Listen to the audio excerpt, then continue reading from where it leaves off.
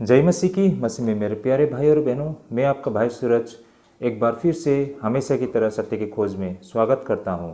तो चलिए हम शुरू करते हैं हमारे आज के बाइबल अध्ययन।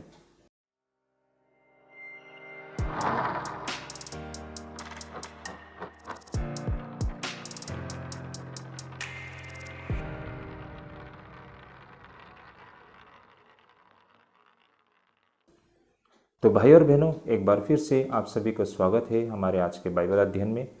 भाई और बहनों, हमारा अध्ययन करने का रहेगा आज मत्ती रचित सुसमाचार 21 अध्याय 18 से लेके 22 पद तक। Gospel according to the Matthew chapter 21 verse 18 up to 22। तो भाई और बहनों, हमारा आज का विषय बिल्कुल इंटरेस्टिंग रहेगा, बिल्कुल रोचक रहेगा। अंत तक जुड़े रहिए। और इससे पहले कि जितने भी हमारे जो बाइबल अध्ययन है आप हमारे प्लेलिस्ट से देख सकते हैं। भाई और बहनों, वैसे हम जो बाइबल अध्ययन करते हैं वो every chapter to chapter, verse to verse होता है। जैसे कि आज हम मत्ती रचित सुसमाचार 21 अध्याय 18 पद से अध्ययन कर रहे हैं, लेकिन इसके पीछे के वीडियो आपको 17 पद तक मिल जाएगी। तो इस तरह एवरी वर्स टू वर्स हम बाइबल अध्ययन कर रहे हैं। बिल्कुल व्यवहारिक शिक्षा, बिल्कुल प्रैक्टिकल टीचिंग है। इस तरह के बाइबल अध्ययन के माध्यम से आप बाइबल से जो संबंधित जो तथ्य है, बाइबल से संबंधित जो रहस्य है और जो सच्चाई है उसे आप गहराई से समझ पाएंगे भाई और बहनों। क्योंकि देखिए भाई और बहनों, वचन का अध्ययन करके ही हम परमेश्वर के कार्य के विषय में हम समझ पाएंगे। अगर हम वचन का अध्ययन नहीं करते हैं तो फिर हम परमेश्वर के कार्य को सही मायने में समझ नहीं पाएंगे और हम अपने ही अवधारणाओं में चलते रहेंगे और अंततः हम गलत राह पर चल पड़ेंगे भाई और बहनों। यही कारण है कि हमें परमेश्वर को जानने के लिए, परमेश्वर की इच्छाओं को जानने के लिए, सत्य को समझने के लिए वचन का अध्ययन करना पड़ता है, और वो भी गहराई से। तो भाई और बहनों, अंत तक बने रहिएगा। और साथ ही जब कभी भी आप हमारे इस वीडियो को देखते हैं, अपने मन में जरूर प्रार्थना करें ताकि पवित्र आत्मा हमें प्रभुता करे इन वचनों को समझने में। तो भाई और बहनों, हमारा आज का विषय रहेगा यीशु ने अंजीर के पेड़ को क्यों नष्ट कर दिया था। ये हमारा आज का पहला विषय रहेगा। और हमारा आज का दूसरा विषय रहेगा विश्वास के साथ प्रार्थना और फिर इसका उत्तर। तो ये दो बहुत ही रोचक विषय रहेगा भाई और बहनों, अंत तक बने रहिएगा। आइए हम सबसे पहले वचन को पढ़ते हैं। तो यहाँ पर वचन इस प्रकार लिखा है। भोर को जब वह नगर को लौट रहा था तो उसे भूख लगी। सड़क के किनारे अंजीर का एक पेड़ देखकर वह उसके पास गया और पत्तों को छोड़ उसमें और कुछ न पाकर उससे कहा, अब से तुझ में फिर कभी फल न लगे। और अंजीर का पेड़ तुरंत सूख गया। यह देखकर चेलों को अचंभा हुआ और उन्होंने कहा, यह अंजीर का पेड़ तुरंत कैसे सूख गया। यीशु ने उनको उत्तर दिया, मैं तुमसे सच कहता हूँ, यदि तुम विश्वास रखो और संदेह न करो तो न केवल वो करोगे जो इस अंजीर के पेड़ से किया गया है, परंतु यदि इस पहाड़ से भी कहोगे उखड़ जा और समंदर में जा पड़ तो वह यह हो जाएगा। और जो कुछ तुम प्रार्थना में विश्वास से मांगोगे वह सब तुमको मिलेगा। आमीन। देखिए भाई और बहनों, ये वचन को जब कभी भी हम पढ़ते हैं, ये वचन को पढ़ते ही हमें मोटिवेशन मिलती होगी, क्योंकि यहाँ पर ऐसी बातें अंत में बताई गई है जिसे सुनने पर हमें एक आशा दिखाई देती है ना, एक होप और एक विश्वास। ये सारी चीज़ें हमारे जहन में आती है। तो यही कारण है, बहुत ही मोटिवेटिंग करने वाली ये वचन है भाई और बहनों। लेकिन आज हम इन वचनों के वास्तविक मायने को समझने के लिए कोशिश करेंगे। देखिए भाई और बहनों, बहुत समय पर इन वचनों के वास्तविक मायने हम न समझने के कारण हमें बिल्कुल निराशा मात्र हाथ में हमें पड़ता है ना, हम डिसअपॉइंटेड हो जाते हैं। यही कारण है कि इन सारे वचनों के वास्तविक मायने को हमें समझने की आवश्यकता है। तो भाई और बहनों, आज जो हम अध्ययन करेंगे, देखिए यहाँ पर एक अंजीर की कहानी के द्वारा प्रभु यीशु मसीह ने कुछ दिखाने के लिए और बताने के लिए कोशिश की है। तो सबसे पहले तो हम आज समझने के लिए कोशिश करेंगे कि ये जो कहानी की बैकग्राउंड क्या है, इसकी पृष्ठभूमि क्या है। जो ये अंजीर के पेड़ की जो कहानी है, इसके बैकग्राउंड को हमें समझने की आवश्यकता है। दूसरी बात भाई और बहनों, हम यहाँ पर देखेंगे अंजीर के पेड़ के जो फल का जो प्रक्रिया होता है ना, जो फ्रूटिंग करने का ये प्रक्रिया होता है, ये किस तरह फल देती है ना, इस विषय में हम समझने के लिए कोशिश करेंगे, क्योंकि इन सारी बातों को हमें समझना बहुत ज़रूरी है। तभी हम समझ पाएंगे कि यहाँ पर क्या गड़बड़ी है ना, और हम इस सारे जो घटना है हम इसे किस तरह ले, इसलिए इसके बैकग्राउंड को पहले हमें समझने की बिल्कुल ज़रूरी है भाई और बहनों। साथ ही हम यहाँ पर देखने के लिए कोशिश करेंगे कि इस सारे प्रक्रिया के द्वारा ना, इस घटना के द्वारा या इस कार्रवाई के द्वारा प्रभु यीशु मसीह क्या संदेश देना चाहते हैं ना, उनका इंटेंशन क्या था, इसे भी हम समझने के लिए कोशिश करेंगे। और अंततः इस कहानी से आप और हमारे लिए क्या संदेश है ना, हम क्या सीख सकते हैं, जो मॉरल लेसन क्या है, इन बातों को हम आज इस कहानी से क्या सीख पाए हैं, हमारे आत्मिक जीवन को हम किस तरह ले, इन बातों को हम समझ पाएंगे। और बिल्कुल आखिर में प्रार्थना से संबंधित विषय पर हम चर्चा करेंगे ना, पूरे विश्वास के साथ प्रार्थना करने पर क्या होता है और उसका उत्तर किस तरह मिलता है, इस पर हम चर्चा करेंगे। जैसे मैंने बिल्कुल शुरुआत में कह दिया था, बहुत समय पर हम इसके मायने को गलत समझ बैठते हैं और यही कारण होता है कि अंत में हम डिसअपॉइंटेड हो जाते हैं, है ना, क्योंकि हम जिस तरह से परमेश्वर के सामने पूरे विश्वास के साथ प्रार्थना तो क्या करते हैं, लेकिन उसका उत्तर हम मनचाहा या फिर हम जैसा सोचते थे उस तरह से उत्तर नहीं मिलने का कारण हम डिसअपॉइंटेड हो जाते हैं। यही कारण है कि इसके मायने को हमें समझने की आवश्यकता है। तो ये सारे विषय पर आज हमें चर्चा करना है। बहुत ही इंटरेस्टिंग विषय रहेगा भाई और बहनों, अंत तक बने रहिएगा। और भाई और बहनों, इन सारे वीडियोस को जरूर शेयर कीजिए ताकि हर किसी तक ये सारे सत्य पहुंच पाए। देखिए भाई और बहनों, आज सचमुच ऐसे समय पर हम आ पहुँचे हैं कि वास्तव में वचन की तंगी हो रहा है। भाई और बहनों, मैं एक बात यहाँ पर कहना चाहता हूँ, आज के समय में चर्च में क्या हो रहा है पता है भाई और बहनों, 2-2 घंटा सेवकाई होता है। उस पूरे 2 घंटे के अंदर में 1 घंटा तो प्रेस एंड वर्शिप, स्तुति प्रशंसा का नाम में 1 घंटा तो वैसे ही खत्म हो जाता है। रह गया 1 घंटा, उस 1 घंटे में भी आधा घंटा तो सिर्फ सूचना देने में ही निकल जाता है। मतलब आने वाले समय में ये कार्यक्रम है, आपको ये करना है, वो करना है बोलकर सूचना देने में ही आपका वो समय चला जाता है। तो इस तरह 2 घंटे में 1.5 घंटा तो वैसे ही चला गया। अब रह गया आधा घंटा। आधा घंटा में आप 15-20 मिनट तो प्रार्थना ही करते रहेंगे। जरूरी भी है, लेकिन अच्छी बात भी है, लेकिन वो आधा घंटा में आप 20 मिनट तो आप प्रार्थना में आपका चला गया। अंत में रह जाता है 10 मिनट 15 मिनट वचन के लिए। वो 10-15 मिनट वचन पर अध्ययन के नाम पे यहाँ वहाँ का इधर उधर के बातें बोलकर खत्म कर देते हैं। अंततः लोग कलीसिया में 2-2 घंटा सेवकाई में वो अपना समय देते हैं, लेकिन जब वापस लौटते हैं तो खाली हाथ लौटते हैं। उनके पास कुछ नहीं होता है ना, उनको कहाँ जाना होता है, क्या करना होता है आत्मिक जीवन में, उनको कुछ समझ में नहीं आता है। 10-10 साल भी इस तरह के संगति में रहने के बावजूद भी उनका आत्मिक स्तर वैसा ही रह जाता है जैसा वो शुरुआती दिनों में था उनका, है ना। उनकी आत्मिक स्थिति या में कोई सुधार नहीं आता है, आत्मिक तौर पे वो आगे नहीं बढ़ पाता है। इसका पूरा कारण एक ही है भाई और बहनों, वचन की खोज न करना, है ना, वचन के माध्यम से सत्य की खोज न करना। यही कारण है भाई और बहनों, वचन को सीरियसली ना लेना। जब हम वचन को सीरियसली नहीं लेंगे, वचन पर अध्ययन नहीं करेंगे, वचन के द्वारा परमेश्वर की इच्छा और कार्य को समझने के लिए कोशिश नहीं करेंगे, तो भाई और बहनों हम कैसे आत्मिक जीवन में प्रोग्रेस कर पाएंगे। यही कारण है कि हमें वचन पर गहराई से अध्ययन करने की आवश्यकता है। इसे इम्पोर्टेंट देना बहुत आवश्यक है। हम यहाँ पर 1-1.5 घंटे मतलब बाइबल अध्ययन करते हैं, हमारा पूरा फोकस वचन पर ही रहता है। तो भाई और बहनों, काफ़ी कुछ सीख पाएंगे, अंत तक बने रहेगा। तो चलिए हम शुरू करते हैं आज के हमारे बाइबल अध्ययन को। तो भाई और बहनों, इस तरह बाइबल के कोई भी ईमानदार पाठक में से हर कोई इस बात से बिल्कुल इनकार नहीं करेगी कि यह जो विषय है आज का हमारा, नया नियम के सबसे असुविधाजनक रूप से कठिन पंक्ति में से गिनी जाती है। भाई और बहनों, कहने का मतलब जिसे आज हम अध्ययन करने जा रहे हैं, ये सबसे टफेस्ट, नया नियम में सबसे कठिन विषय है भाई और बहनों, जिस पर आज हमें चर्चा करना है। ये विशेषज्ञों का मानना है, जो लोग बाइबल के अध्ययन करता है उनका मानना है कि ये बहुत ही कठिन विषय है ना। इसके पीछे के जो तथ्य है, इसे जोड़ना बहुत ही मतलब कठिन है, इसके मायने को समझना बहुत ही कठिन है भाई और बहनों। आज इस पर हम थोड़ा ध्यान लगाएंगे, हम समझने के लिए कोशिश करेंगे इसके सारे जो बैकग्राउंड से इसके पृष्ठभूमि है, और इन सारे कड़ी को हम जोड़ने के लिए कोशिश करेंगे। तो भाई और बहनों बने रहिएगा।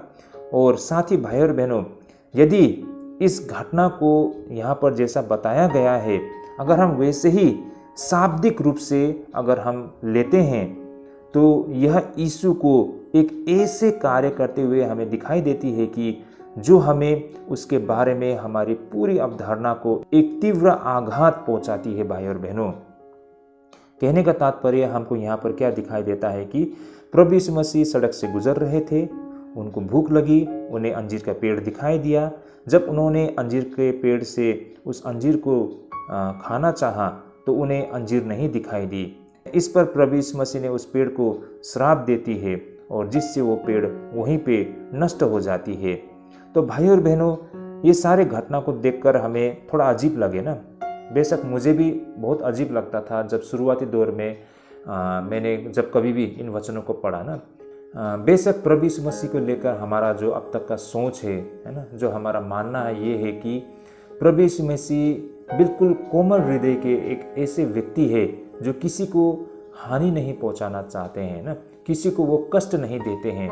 तो फिर यहाँ पर प्रभु यीशु मसीह ने अपने ज़रूरत को पूरा करने के लिए एक पेड़ को क्यों नष्ट कर दिया, है ना। यहाँ पर एक बहुत बड़ा प्रश्न उठ खड़ा होता है भाई और बहनों। तो यही कारण है कि भाई और बहनों, अगर यहाँ पर जैसे बताया गया है इस कहानी में, इस कहानी को वैसे ही अगर हम ले लेते हैं, हाथों हाथ जैसा यहाँ पर बताया गया है वैसे ही हम इसे ले लेते हैं, तो फिर इसके मायने कुछ बहुत ही कड़वा होता है भाई और बहनों ना। मतलब हमें बहुत आघात पहुँचती है, क्योंकि प्रभु यीशु मसीह के छवि को लेकर हमारा अब तक का जो सोचना था इसके बिल्कुल विपरीत दिखाई देती है ना। यहाँ पर प्रभु यीशु मसीह को हम बिल्कुल कठोर दिखाई दे रही है, और उनकी ज़रूरत को पूरा न होने पर उन्होंने अपने नाराज़गी इस पेड़ पर दिखाई और उसे नष्ट कर दिया, ऐसा कुछ दिखाई पड़ता है। लेकिन भाई और बहनों, क्या वास्तव में ऐसा ही कुछ था क्या वो घटना? क्या ये हकीकत है भाई और बहनों? आज हमें इसे समझने की आवश्यकता है। यही कारण इस घटना की सच्चाई का पता लगाने के लिए भाई और बहनों, हमें किन्हीं वास्तविक बातों पर हमें ध्यान रखना पड़ेगा। देखिए भाई और बहनों, सबसे पहले तो इस घटना को मरकुस में भी दर्ज किया गया है। जैसे कि हम सब जानते हैं 4 सुसमाचार है। इन चारों सुसमाचारों में मतलब वहाँ पर सिमिलरिटी होता है ना, क्योंकि जो घटना इस सुसमाचार में दर्ज किया गया है तो उस घटना को किसी और सुसमाचार में भी दर्ज किया गया होता है। तो यही कारण है इसे हमें तुलना करने की आवश्यकता होता है।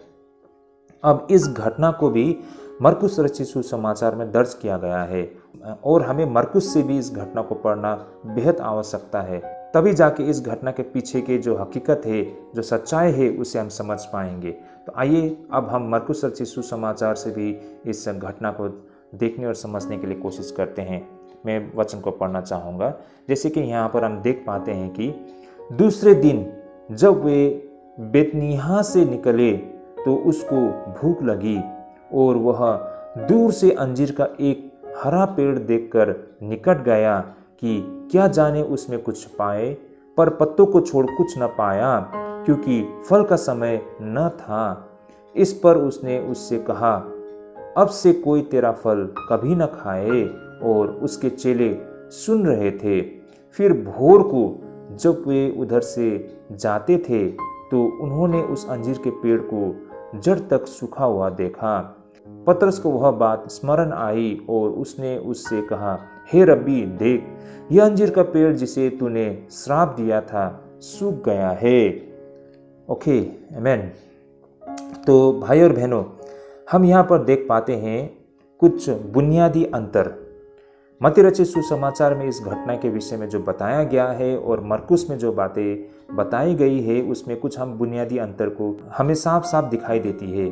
भाई और बहनों, आई होप आप लोगों को भी ये अंतर दिखाई दे रही है। जैसे कि मत्ती रचित सुसमाचार में अंजीर के पेड़ को तुरंत मुरझाने के विषय में दर्ज किया गया है, यानी कि 21 अध्याय 19 पद में। लेकिन यही घटना को मरकुस में कुछ इस तरह दर्ज किया गया है। आइए मैं इस घटना को मरकुस रचित सुसमाचार 11 अध्याय 20 पद में इसको हम पढ़ना चाहेंगे। लेकिन इससे पहले 19 पद को भी हम पढ़ ले, तब जाके हमें कुछ एक आइडिया मिल जाएगी। आइए मैं इसे पढ़ना चाहूँगा। पहले तो मत्ती रचित सुसमाचार 21 अध्याय 19 पद में जो यहाँ पर दर्ज किया गया है, जो यहाँ बुनियादी अंतर जो है मैं उसे आपके सामने रखना चाहता हूँ। आइए मैं इसे पढ़ लेता हूँ।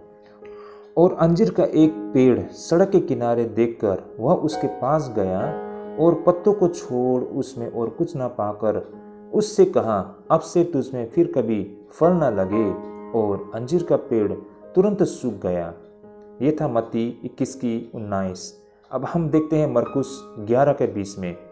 फिर भोर को जब वे उधर से जाते थे तो उन्होंने उस अंजीर के पेड़ को जड़ तक सूखा हुआ देखा। तो भाई और बहनों, यहाँ पर आप बिल्कुल साफ साफ इस अंतर को देख पा रहे होंगे। यहाँ पर भाई और बहनों, मरकुस में पेड़ को तुरंत मुरझाने के विषय में नहीं कहा गया है, बल्कि अगली सुबह प्रभु यीशु मसीह अपने चेलों के संग उसी सड़क से गुजर रहे थे तो उनको वो सूखा हुआ पेड़ फिर से दिखाई दी। तो भाई और बहनों, यहाँ पर हम देख पाते हैं मत्ती में जैसा कहा गया है कि वो तुरंत वो पेड़ वहीं पर सूख गया, लेकिन मरकुस में हम देख पाते हैं कि ये पेड़ अगले दिन उन्हें सूखते हुए दिखाई दी। तो भाई और बहनों, कहानी के इन दो सारांशों में से यह बिल्कुल स्पष्ट होते हैं कि कुछ तो हुआ था वहाँ पर ना, लेकिन मरकुस सबसे प्रारंभिक सुसमाचारों में से एक था। यही कारण यह भी उतना ही स्पष्ट है कि मरकुस का सारांश वास्तविक तथ्यों के बिल्कुल करीब होनी चाहिए। यही कारण है कि यहाँ पर जो मत्ती जानकारी दे रहा है और मरकुस दे रहा है, इसमें से हम मरकुस की बातों को आमतौर पर सटीक लेते हैं। बात सीधी सी है, मरकुस उन सुसमाचारों में से है जो बिल्कुल शुरुआती दौर में लिखी गई थी, और यही कारण है कि मरकुस में जो जितनी बातें लिखी गई है वो सटीक होने की ज़्यादा संभावना है कंपेयर टू दूसरे सुसमाचारों के। और हम जानते हैं मत्ती बहुत देर बाद लिखी गई थी और उसमें कुछ त्रुटियां होना बिल्कुल स्वाभाविक है भाई और बहनों। तो यही कारण ये जो दो इन्फॉर्मेशन दिया गया है, इसमें से हम मरकुस के सुसमाचार को मत्ती के संदर्भ में सटीक मान सकते हैं। और अब यहाँ से भाई और बहनों आगे बढ़ते हुए हमें ये समझना पड़ेगा कि अंजीर का पेड़ किस तरह बढ़ती और फलदायी होती है। वास्तव में अंजीर का पेड़ सभी पेड़ों में से सबसे पसंदीदा पेड़ में से एक मानी जाती है। भाई और बहनों, व्यवस्था विवरण 8 अध्याय 8 पद में ऐसा बताया गया था कि जो प्रोमिस लैंड यानी कि जो वादा किया गया हुआ देश, उस देश में क्या क्या होगी। अगर हम व्यवस्था विवरण 8 का 8 पद में अगर हम देखते हैं तो वहाँ से हमें ये पता चलता है कि अंजीर के पेड़ के विषय में भी वहाँ पर कहा गया था। उसी तरह भाई और बहनों, अनार और अंजीर का होना किसी भी देश के समृद्धि को दिखाती है भाई और बहनों। अगर हम इसे गिनती 13 के 23 में अगर हम देखते हैं, और साथ ही साथ भाई और बहनों, ऐसा माना जाता है कि अपने बगीचे में अंजीर के पेड़ के नीचे बैठना शांति और समृद्धि को पुराने नियम में दर्शाया गया है। अगर हम पहला राजा 4 का 25, मीखा 4 का 4 और जकरिया 3 के 10 में अगर हम देखते हैं, तो भाई और बहनों, कहने का तात्पर्य पुराने ज़माने में, यानी कि विशेष करके हम पुराने नियम के बाइबल में अगर हम देखते हैं तो उस ज़माने में लोगों का मानना था कि किसी के घर के आंगन में अंजीर का पेड़ होना और उस अंजीर के पेड़ के छाँव में समय बिताना, ये दिखाता है कि उस व्यक्ति का जीवन बिल्कुल शांति और समृद्धि से बीत रही है। तो भाई और बहनों, कहने का मतलब यहाँ से हम देख पाते हैं कि अंजीर का पेड़ उर्वरता, शांति और समृद्धि का प्रतीक है। यह वृक्ष अपने आप में एक सुंदर वृक्ष है भाई और बहनों। तो इस तरह भाई और बहन हम देख पाते हैं अंजीर के पेड़ के महत्व फलस्तीन में ये कितना इम्पोर्टेंट है ना, ये इसका महत्व कितना ऊंचा है। हर कोई चाहेगा कि उसके घर के आंगन में एक अंजीर का पेड़ हो, है ना। जैसे कि यहाँ पर पुराना नियम बाइबल में भी बताया गया है कि अंजीर का पेड़ उर्वरता, शांति और समृद्धि का प्रतीक है भाई और बहनों। इस प्रकार भाई और बहनों, मैं कुछ और जानकारी अंजीर के पेड़ से संबंधित आप सभी के सामने रखना चाहूँगा। जैसे कि इसकी मोटाई जो होती है आमतौर पर 3 फीट तक होती है और 15 से 20 फीट तक इसकी ऊंचाई होती है। और साथ ही अंजीर के पेड़ की मोटी मोटी डालियों का जो फैलाव होती है वो 25 से 30 फुट तक होती है। यही कारण इसकी छाया काफ़ी लाभदायक होती है। अब आगे भाई और बहनों, हम अंजीर के पेड़ के फल देने के तरीकों पर भी हम चर्चा करते हैं, क्योंकि ये अति महत्वपूर्ण है। तभी जाके इस कहानी के बैकग्राउंड को भी हम समझ पाएंगे।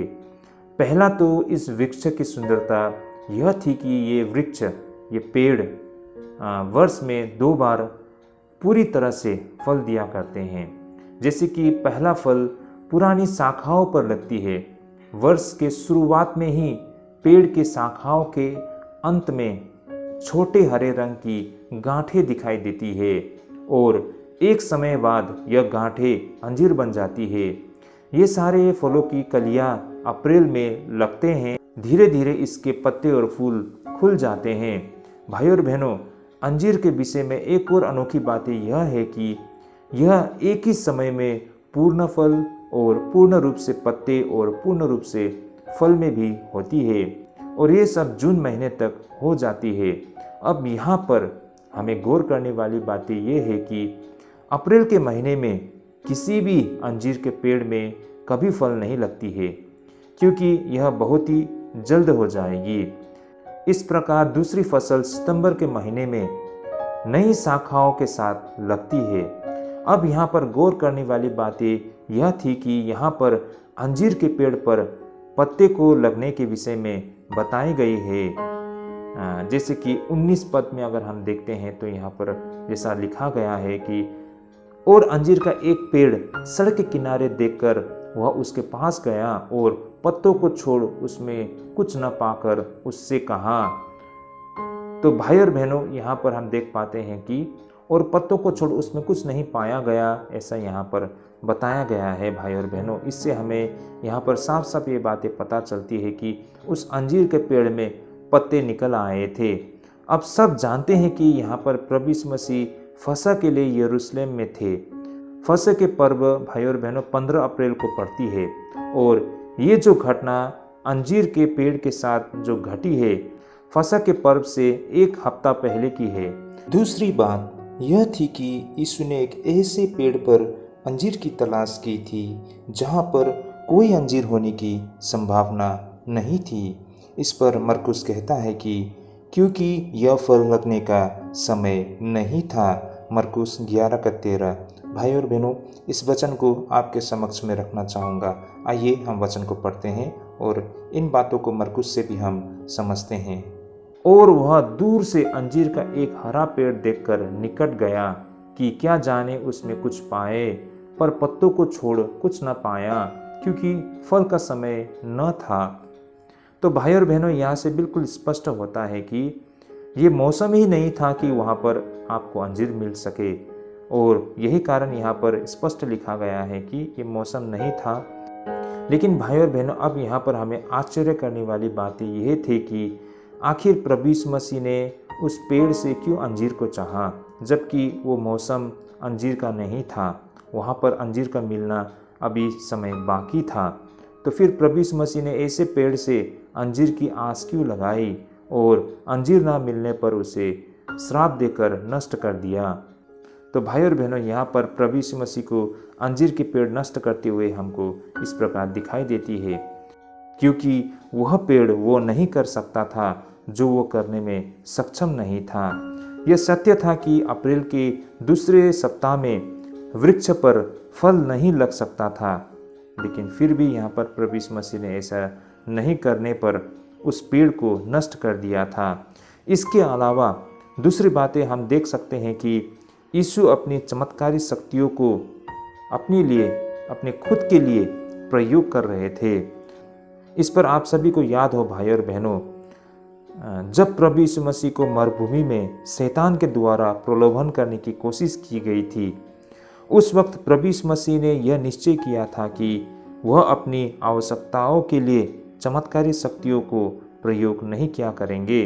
जैसे उन्होंने अपनी भूख मिटाने के लिए पत्थरों को रोटी नहीं बनाया था।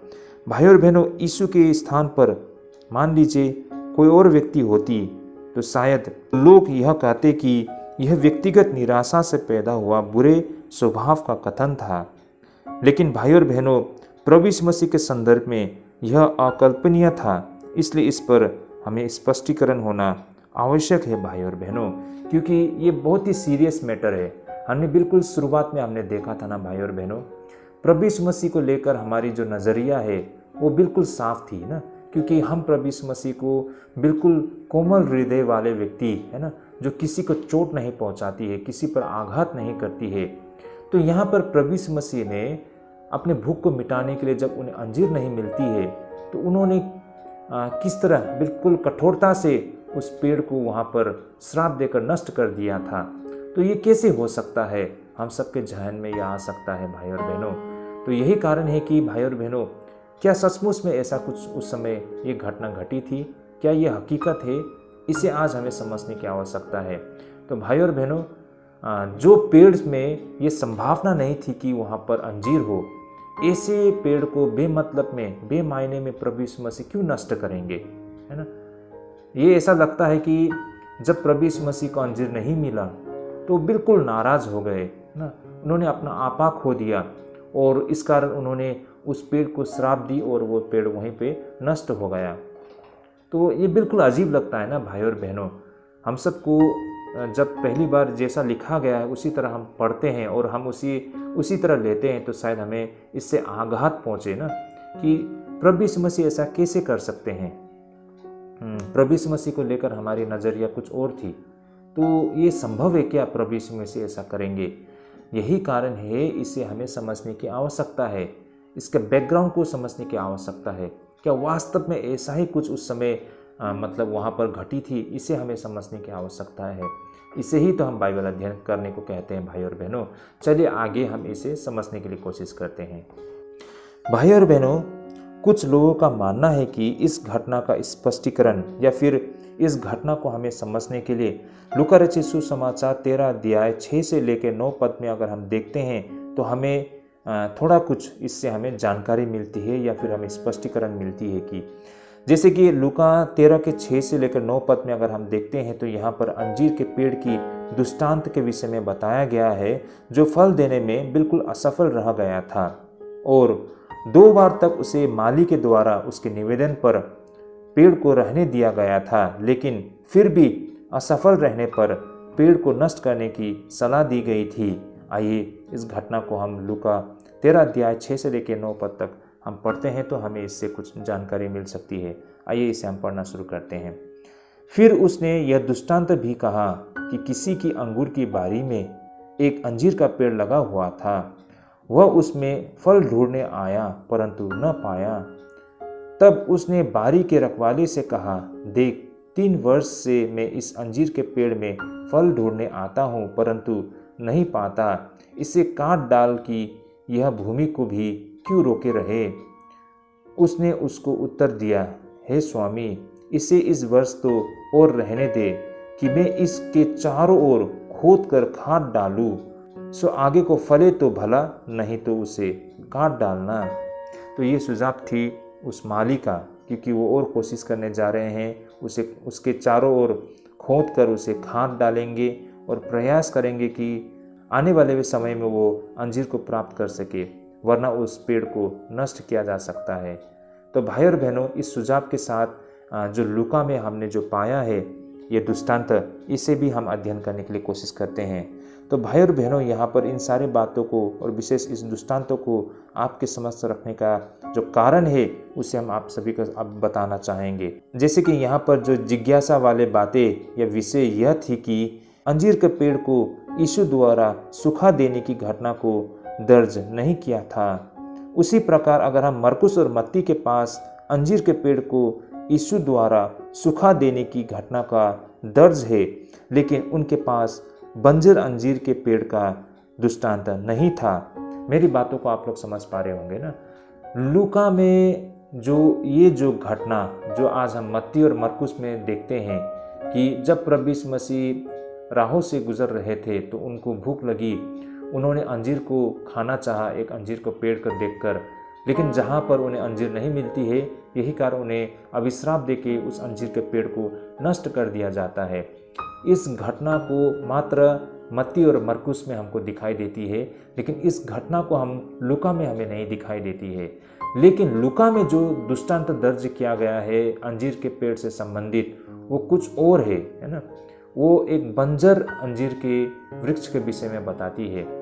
तो जो घटना लूका में दर्ज किया गया है उसे हम मत्ती और मरकुस में हमको नहीं दिखाई देती है, और जो मत्ती और मरकुस में जो घटना दर्ज की गई है उसे हमें लूका में नहीं दिखाई देती है। तो इससे हमें क्या समझ में आती है भाई और बहनों, ये बहुत हद तक ऐसा लगता है कि जैसे कि सुसमाचार के लेखकों ने महसूस किया कि यदि उन्होंने एक घटना को शामिल कर लिया हो, उन्हें दूसरे घटना को छोड़ देना चाहिए। और साथ ही ऐसा माना जाता है कि लूका के दृष्टांत को गलत समझ लिया गया था। कहने का तात्पर्य, जो बंजर अंजीर के पेड़ की दृष्टांत थी उसे गलत समझा गया था और उसे एक वास्तविक घटना में बदल दिया गया हो, जो कि यह किसी भी तरह से असंभव नहीं थी। भाई और बहनों, मेरी बातों को आप लोग समझ पा रहे होंगे। सीधी सी बात कहने का मतलब यहाँ पर ये थी कि वास्तव में जो लूका में दृष्टांत बताया गया है वो वास्तव में सही दृष्टांत है और सही बातें हैं। उसी घटना को, उसी दृष्टांत को यहाँ पर वास्तविक घटना में बदल दिया गया है। तो इसकी स्पष्टीकरण हमें कहीं और देखनी पड़ती है भाई और बहनों, क्योंकि प्रभु यीशु मसीह ने ऐसा क्यों किया होगा ना, ये दृष्टांत को क्यों कही होगी। इसे हम इस प्रकार समझ सकते हैं, जैसे कि जब हमने प्रभु यीशु मसीह को यरूशलेम में प्रवेश करते हुए की कहानी का अध्ययन किया था, तो हमने देखा था कि अक्सर पुराने नियम के भविष्यद्वक्ता द्वारा प्रतीकात्मक कार्य का उपयोग किया करते थे।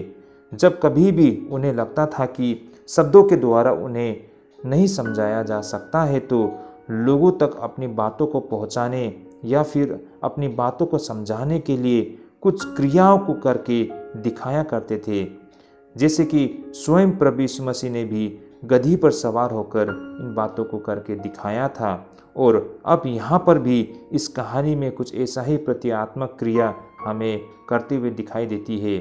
जब प्रभु यीशु मसीह यरूशलेम को जा रहे थे, तब उनको रास्ते में एक अंजीर का पेड़ दिखाई देती है जिसमें पूरी तरह से पत्ते लगे हुए थे, और इस प्रकार अगर उस पेड़ में अंजीर के फल होती तो उस फल को तोड़ना पूरी तरह से मुमकिन था भाई और बहनों, क्योंकि यहूदी कानून के तहत इसकी पूरी अनुमति थी। अगर हम व्यवस्था विवरण 23 का 24 और 25 पद में देखते हैं तो हमें पता चलता है।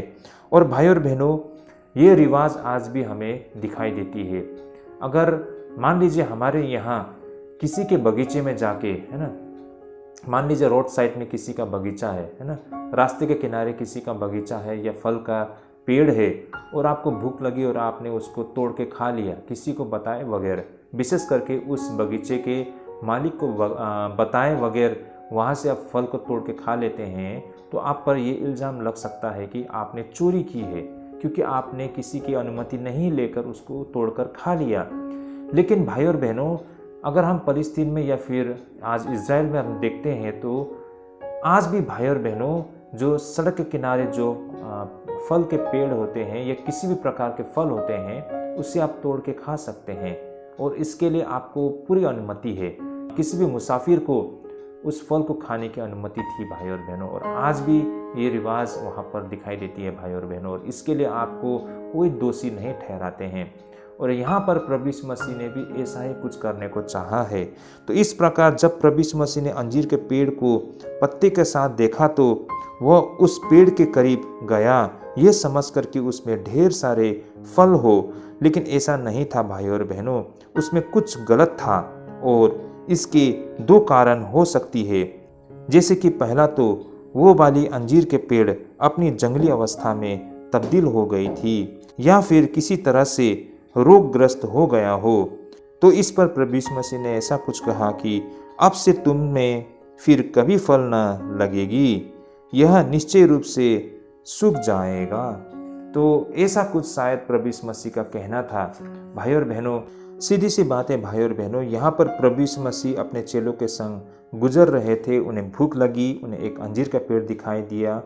उन्होंने सोचा उसमें बहुत सारे अंजीर लगे हुए हैं। जब वो अंजीर के पेड़ के करीब गए तो उनको वहाँ पर कुछ भी फल नहीं दिखाई दिया और उनको ये पता चल गया कि वहाँ पर उस अंजीर के पेड़ में कुछ गलत हुआ है ना। और प्रभु यीशु मसीह ने जो कुछ देखा, उन्हीं बातों पर प्रभु यीशु मसीह ने कुछ ऐसा कहा कि तुम में फिर कभी फल न लगेगी, यह निश्चय रूप से सूख जाएगा। तो भाई और बहनों, एक नज़र से हम सोच सकते हैं कि प्रभु यीशु मसीह ने वहाँ पर अभिश्राप दिया था, यही कारण वो पेड़ सूख कर नष्ट हो गया। लेकिन ये भी हो सकता है कि प्रभु यीशु मसीह ने जो कुछ वहाँ पर देखा, मतलब उस पेड़ के साथ आने वाला समय में जो कुछ होने वाला है, उन बातों को वहाँ पर प्रभु यीशु मसीह ने रखा। प्रभु यीशु मसीह ने देखा कि वो पेड़ शायद रोगग्रस्त है ना, या फिर हो सकता है कि वो अंजीर का पेड़ जंगली बन गया है ना। दोबारा वो जो अंजीर का पेड़ जहाँ से इसकी शुरुआत हुई थी वहीं पर वो वापस लौट गया है। उसी प्रकार फिर से एक बार वो अंजीर का पेड़ जंगली बन गया है। तो यही कारण है कि उसमें फल लगने की कोई संभावना नहीं थी। कुछ भी हो सकता है ना, वो अंजीर का पेड़ दोबारा से जंगली बन गया हो, या फिर उस अंजीर के पेड़ में कुछ रोग लग गया हो जो प्रभु यीशु मसीह को दिखाई दे रहा था। यही कारण है कि प्रभु यीशु मसीह ने कहा कि अब से आगे इसमें कोई फल नहीं लगेगी, क्योंकि अब ये नष्ट होने पर है। तो यही बातों को शायद प्रभु यीशु मसीह ने रखा। लेकिन आज हमें ऐसा लगता है कि प्रभु यीशु मसीह नाराज होकर प्रभु यीशु मसीह ने अभिश्राप दिया था, यही कारण वो पेड़ नष्ट हो गया। लेकिन हकीकत कुछ और था। प्रभु यीशु मसीह ने कहना चाहा कि उसमें कुछ प्रॉब्लम है ना, उस पेड़ में कुछ समस्या है। यही कारण है कि ये पेड़ अब आने वाले समय में फल देने योग्य नहीं रहेगा और ये पेड़ नष्ट हो जाएगा। शायद कुछ ऐसा, या प्रभु यीशु मसीह ने कुछ ऐसा कही होगी। कि भाई और बहनों, वास्तव में ये एक ऐसा व्यक्ति का कथन था जो प्रकृति के विषय में जानता हो, और अगले ही दिन ये निश्चय हो गया कि प्रभु यीशु मसीह की नज़रें बिल्कुल सही थी। ये बातें हम हमारे जो किसान होते हैं उनके जीवन में भी हम अनुभव कर सकते हैं। देखिए, बहुत सारे ऐसे पौधे होते हैं, वृक्ष होते हैं, अगर हम आम इंसान उसको देखें तो हमें इसकी समझ ना हो, है ना। वो वृक्ष कैसा होगा, कितना फल देगा, उसका जो हेल्थ कंडीशन है वो कैसा है, शायद इसकी हमें नॉलेज ना हो। लेकिन जो एक एक्सपीरियंस वाला जो किसान होता है ना, उनको ये सारे वृक्ष देखते ही उनको समझ में आ जाता है कि ये पौधा, ये फल आगे जाके कितना फल देगा ना, ये कितना फलदायी होगा, ये कितना मतलब इम्प्रूव करेगा और कितना ये अच्छा होगा। एक किसान को देखकर ही समझ में आ जाता है। या फिर वो बोल देता है कि ये वृक्ष का जो क्वालिटी है वो सही नहीं है ना, और ये पौधा मतलब आगे जाके इतना सक्सेसफुल नहीं रहेगा, इसमें कुछ बीमार पड़ सकता है, या फिर बीमार पड़ चुका है, अब ये नष्ट होने पर है। उनको ये आइडिया मिल जाती है। तो कुछ इसी प्रकार प्रभु यीशु मसीह ने भी उस वृक्ष को देखते ही उनको ये बातें दिखाई दी या फिर समझ में आ गया, और उन्होंने यही कारण कहा कि ये अब आगे से फल देने योग्य नहीं रहेगा और ये आगे से नष्ट हो जाएगा। तो शायद इन बातों को प्रभु यीशु मसीह ने कुछ इसी तरह कहा था। और अगले ही दिन जब प्रभु यीशु मसीह के चेले वापस लौट रहे थे तो उन्होंने देखा कि एक मुरझाया पेड़, मतलब जिस पेड़ के विषय में पिछले दिनों में प्रभु यीशु मसीह ने कही थी, वो बात अब जाके पूरा हो रहा है। तो शायद कुछ इस प्रकार की ये घटना थी होगी, ऐसा विशेषज्ञों का मानना है भाई और बहनों। तो इस प्रकार भाई और बहनों, अगर ये प्रभु यीशु मसीह की प्रतीकात्मक कार्यवाही था तो इसका मतलब यहाँ पर प्रभु यीशु मसीह का कुछ सिखाने का यहाँ पर मकसद था, विशेष करके यहूदी राष्ट्र के लिए। आइए इसे हम एक एक करके समझने के लिए कोशिश करते हैं। ये आप और हमारे लिए भी संदेश देती है, और यहाँ से हम कुछ अपने विश्वासी, कुछ हमारे आत्मिक जीवन के लिए भी हम सीख पाएंगे। तो भाई और बहनों, ये कार्रवाई के द्वारा हम ये समझ सकते हैं कि अनुपयोगिता आपदा को आमंत्रित करती है, और यही चीज़ हम आज अंजीर के पेड़ में भी होते हुए दिखाई देती है, और यही कुछ आज हम कलीसिया और हमारे निजी जीवन में भी होते हुए दिखाई देती है। इस तरह से आज हम अपने आप को और अपने कलीसिया को इन वचन के आधार पर तुलना करके देखते हैं कि हम कहाँ पर है। देखिए भाई और बहनों, ये जीवन का नियम है। जो कुछ भी अनुपयोग होता है या फिर बेकार के होते हैं वो नष्ट होने की राहों पर होते हैं। तो भाई और बहनों, कोई भी चीज़ अपने होने का या फिर अपने अस्तित्व के लक्ष्य को पूरा करके ही उसे सही ठहराया जाती है, जिसके लिए उसे तैयार किया गया हो। भाई और बहनों, ये स्वाभाविक है ना।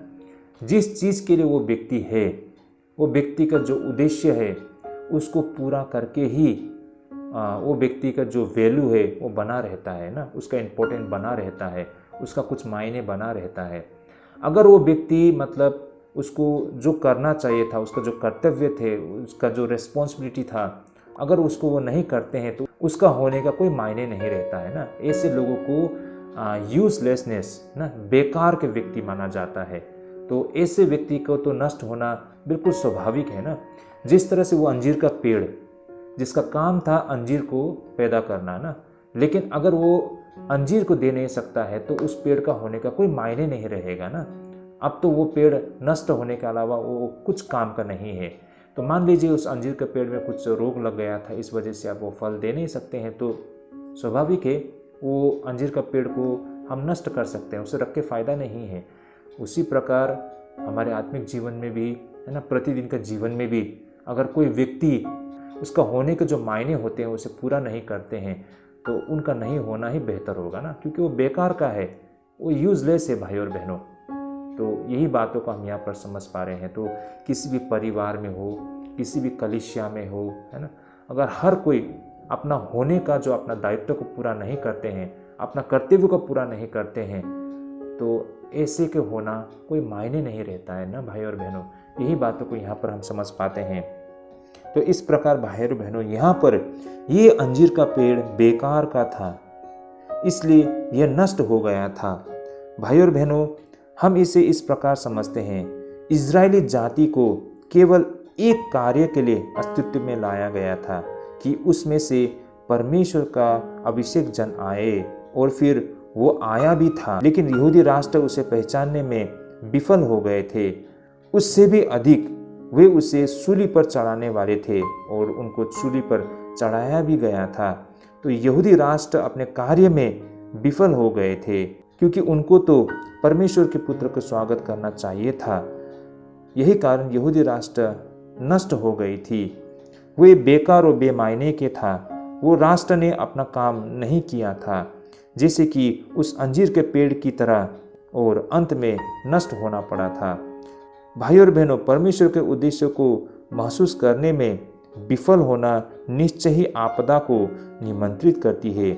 इस जगत में हर कोई को उसके उपयोगिता पर आकलन किया जाता है। यदि मान लीजिए अगर कोई व्यक्ति बिस्तर पर असहाय हो, तब भी वो एक उदाहरण और प्रार्थना के द्वारा सबसे अधिक उपयोगी हो सकता है। कहने का तात्पर्य भाई और बहनों, इवन जो आदमी मतलब फिजिकली चैलेंज है ना, या फिर किसी कारण के वजह से वो असहाय है ना, बिस्तर में पड़ा हुआ है, मतलब वो कुछ नहीं कर सकते हैं, ऐसे व्यक्ति भी जो कुछ वो कर सकते हैं अगर वो पूरा करते हैं तो वो व्यक्ति धन्य के है भाई और बहनों। मान लीजिए जो व्यक्ति असहाय है ना, बिल्कुल उसका पास में कोई चारा नहीं, वो बिस्तर में पड़ा हुआ है ना, मतलब वो बीमार है मान लीजिए वो, या फिर वो फिजिकली चैलेंज है ना, अपंग है, मतलब कुछ भी समस्या हो सकता है, लेकिन एटलीस्ट वो सोच तो सकता है ना, बोल तो सकता है, या फिर वो महसूस तो कर सकता है। तो कम से कम अपने मन ही मन में प्रार्थना भी कर ले, वो काफ़ी है भाई और बहनों। जितना वो कर सकता था उसे उसने किया है। ये दिखाता है कि उसके पास जो कुछ था उसने उसको उपयोग किया है ना। तो ऐसे व्यक्तियों को परमेश्वर मतलब पसंद करते हैं, ऐसे व्यक्तियों को प्रभु अच्छा लगता है भाई और बहनों। और वो व्यक्ति ने अपना कर्तव्य को, अपना होने का जो उसका उद्देश्य है उसको पूरा किया है भाई और बहनों। अब एक अपंग व्यक्ति के विषय में इतना कुछ कहा गया है, तो मान लीजिए जो व्यक्ति स्वस्थ है ना, जो व्यक्ति फिट है, उनके साथ और भी कितना कुछ एक्सपेक्ट किया जाता है भाई और बहनों। तो ये आप और हमारे लिए एक बहुत बड़ा मतलब लेसन लेके आता है यहाँ पर। किसी भी व्यक्ति को बेकार या फिर अनुपयोगी नहीं होना चाहिए। जो कोई बेकार में यूं ही पड़ा हुआ है वो नष्ट होने के लिए आपदाओं की ओर बढ़ रहा है भाई और बहनों। तो यही कारण है, कोई व्यक्ति अपने उद्देश्य को पूरा नहीं करता है, अपने होने के जो मायने होते हैं, जो सबसे प्राइमरी, सबसे मुख्य उसके जीवन का ना, उसे ही वो नहीं करते हैं, तो उनका होने का कोई मायने नहीं है और ऐसे व्यक्ति एक दिन जरूर नष्ट हो जाएंगे। ये चीज़ को हम इस अंजीर के पेड़ की घटना से हम समझ सकते हैं। प्रभु यीशु मसीह ने उस अंजीर के पेड़ के साथ जो कुछ कहा था और जो कुछ किया था, इन क्रियाओं के द्वारा प्रभु यीशु मसीह यहूदी राष्ट्र को ये संदेश दे रहे थे और यही संदेश आज आप और हम पर भी लागू होती है भाई और बहनों। तो इसी प्रकार भाई और बहनों, दूसरी वो समझ इस पूरी घटना से जो हम समझ पा रहे हैं वो ये थे कि बिना अभ्यास के कोई भी पेशा ना, यानी कि प्रोफेशन या फिर कह सकते हैं कौशलता, तो बिना अभ्यास के कोई भी प्रोफेशन, वो प्रोफेशन जिसे हम प्रैक्टिस नहीं करते हैं ना, जो कौशलता, जो टैलेंट है हम में, अगर वो हम इस्तेमाल नहीं करते हैं तो भाई और बहनों बेशक ये निंदनीय है। आइए हम इसे भी समझने के लिए कोशिश करते हैं। जैसे कि हम यहाँ पर देख पाते हैं कि उस अंजीर के पेड़ में पत्ते थे और पत्तियाँ अंजीर होने की दावा करती थी, लेकिन भाई और बहनों उस पेड़ में अंजीर नहीं था। उस पेड़ का दावा झूठा निकला, इसलिए यह नष्ट हो गया था। इसे हम इस प्रकार समझते हैं, यहूदी राष्ट्र ने परमेश्वर में विश्वास होने का दावा किया था, लेकिन उनका अभ्यास और उनका व्यवहार बिल्कुल विपरीत थी। यही कारण उनकी निंदा की गई और अपराधी ठहराया गया। भाई और बहनों, आप यहाँ पर हमारी बातों को समझ पा रहे होंगे ना। कोई भी वो प्रोफेशन अगर उसे हम प्रैक्टिस में नहीं लाते हैं तो वो कंडेम करने का मतलब योग्य है ना, उसे निंदा करने का वो योग्य है। ये एक अपराध की तरह है भाई और बहनों, क्योंकि उसके पास जो था क्वालिटी ना, उसको वो नहीं कर पाया है। मान लीजिए अंजीर का पेड़ का खूबी क्या है, वो अंजीर ना, क्योंकि अंजीर बहुत ही वैल्यूएबल है ना। अगर वो अंजीर का पेड़ वो अंजीर को ही पैदा न कर पाए तो फिर उस अंजीर का पेड़ का कोई मायने नहीं है ना। इसी प्रकार भाई और बहनों, यहूदियों ने भी हमेशा उस विश्वास के विषय में हमेशा चर्चा की है, लेकिन जब उन्हें मौका मिला अपने विश्वास को प्रदर्शन करने के लिए तो उन्होंने अपने विश्वास को कहीं छिपा के रख दिया ना। तो भाई और बहनों, उनका इतना सारा कुछ करने का और कहने का कोई मायने नहीं रहता है। जब प्रभु यीशु मसीह उनके सामने प्रकट हुए तो उन्होंने प्रभु यीशु मसीह को इनकार कर दिया ना, जानने से भी पहचानने से भी। तो उनका विश्वास कहाँ गया, उनके विश्वास का कोई मायने नहीं रहा ना। तो ये इसी प्रकार है भाई और बहनों, प्रोफेशन विदाउट प्रैक्टिस ना, मतलब एक ऐसा प्रोफेशन है, एक ऐसा पेशा है जिसका आप अभ्यास नहीं करते हैं ना। मतलब जो आप बोलते हो, जो जानते हो, जो आपको पता है, उससे आप इस्तेमाल में नहीं लाते हो, तो फिर भाई और बहनों ओबियसली वो कंडेम करने का योग्य है ना, उसकी निंदा की जाती है भाई और बहनों। तो इस तरह भाई और बहनों, प्रोफेशन विदाउट प्रैक्टिस, अभ्यास के बिना ये जो पेशा होते हैं ना, ये जो कौशलता होते हैं, यहूदियों के लिए एक अभिशाप था भाई और बहनों, और यह सदियों से कलीसिया के लिए भी अभिशाप बना रहा है। भाई और बहनों, इसे हम इस प्रकार समझ पाएंगे। आप सभी को पता होगा महात्मा गांधी जी, जो शुरुआती दौर में दक्षिण अफ्रीका में हमको दिखाई देती है। अपने प्रारंभिक दिनों के दौरान ईसाई धर्म की जांच पड़ताल उन्होंने करने की इच्छा दिखाई थी। वे प्रत्येक रविवार को कलीसिया की आराधना में भाग लिया करते थे और उनके अनुभव के आधार में उन्होंने ऐसा कहा था कि ये सारे ईसाई मंडली ने मुझे विशेष रूप से अपनी धार्मिकता से नहीं छुआ। वे सारे समर्पित भक्त की मंडली नहीं थे, बल्कि वे सारे तो सांसारिक सोच रखने वाले लोग थे जो मनोरंजन के लिए कलीसिया में आया करते थे और मात्र रीति रिवाज को पालन करने में जोर दिया करते थे। यही कारण महात्मा गांधी ने यह निष्कर्ष निकाला कि ईसाई धर्म में ऐसा कुछ भी नहीं था जो उनके पास पहले से नहीं हो। कहने का तात्पर्य भाई और बहनों, महात्मा गांधी कुछ सच्चाई की या सत्य की खोज में थे और उन्होंने इस खोज के दौरान वो चर्च तक आ पहुँचे हैं ना। बेशक ये एक बहुत अच्छा अपॉर्चुनिटी था कि महात्मा गांधी यीशु मसीह के सच्चाई के विषय में जान सके ना, परमेश्वर के बारे में जान सके, लेकिन वो असफल हो गए। देखिए, ये इसमें उनका दोष नहीं है, समस्या उस कलीसिया में थी भाई और बहनों। वो कलीसिया जैसा होना चाहिए था वो वैसा नहीं था। कलीसिया ने कभी भी अभ्यास नहीं किया सच्चाई को। यही कारण है कि गांधी ने वहाँ पर कोई सच्चाई को देख नहीं पाए, और इस प्रकार गांधी भारत और दुनिया के लिए अगण्य परिणामों के साथ ईसाई चर्च से, ईसाई कलीसिया से हार गए भाई और बहनों। तो भाई और बहनों, अभ्यास के बिना कोई भी पैसा एक ऐसी चीज़ है जिसके लिए हम सभी कमोबेश दोषी है भाई और बहनों, और ये हकीकत है। इसे आज हमें एक्सेप्ट करना ही पड़ेगा भाई और बहनों, इसे आज हमें स्वीकार करना ही पड़ेगा। देखिए भाई और बहनों, हमारे आसपास भी हम प्रचार सुसमाचार के प्रचार के विषय में बताते हैं। भाई और बहनों, ये बहुत आवश्यक है, बताने की ज़रूरत है हमें, लेकिन उससे ज़्यादा उसे खुद हमें जी के दिखाना होता है ना। हमें खुद को अभ्यास करके दिखाना होता है। जिसकी हम प्रचार करते हैं उसे ही हम अभ्यास में नहीं लाते हैं, तो फिर क्या भाई और बहनों वो प्रचार करने का कोई मायने रहता है? लोग हमारे जीवन से देख पाते हैं ना कि हकीकत क्या है, सच्चाई क्या है। लोग हमारे जीवन में देख नहीं पा रहे हैं कि हम जीवित परमेश्वर के मार्ग में हैं ना। हम मुंह से जो प्रचार करते हैं हमारे जीवन में नहीं दिखाई देता है। यही तो सबसे बड़ी समस्या है भाई और बहनों। तो वो कैसे सच्चे परमेश्वर को वो भी ढूंढना चाहेंगे जबकि हमारे खुद के जीवन में कोई परिवर्तन नहीं दिखाई दे रहा है। आज एक ईसाई और अन्य जाति के बीच में कोई अंतर नहीं है भाई और बहनों, कोई फर्क नहीं है। इनफैक्ट बहुत समय पर तो विश्वासी जन उस अन्य जाति से भी बुरी स्थिति में है भाई और बहनों, है ना।